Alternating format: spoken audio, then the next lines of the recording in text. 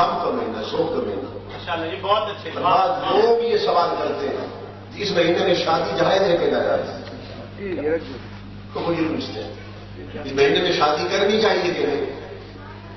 میرا جواب سن لیں.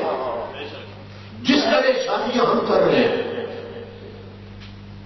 کہ شادی سے 10 دن پہلے گھر میں ڈھولک بجنے لگتی ہے، وہ بچیاں جو اونچا قرآن نہیں پڑھ سکتی وہ گیت گانے لگتی ہیں، پورے محلے میں ان کی آواز جاتی ہے، گھر میں ڈب لگتے ہیں، انڈیا کے گانے چلتے ہیں، ہیڑے بلواتے، جو زیادہ بے غیرت ہے لاہور سے تجریہ بلاتے ہیں.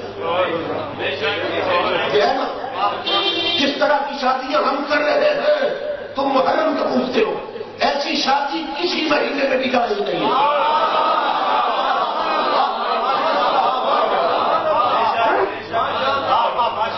تم صرف محرم کا پوچھ رہے ہیں، ایسی شادی کسی مہینے میں بھی جائز نہیں.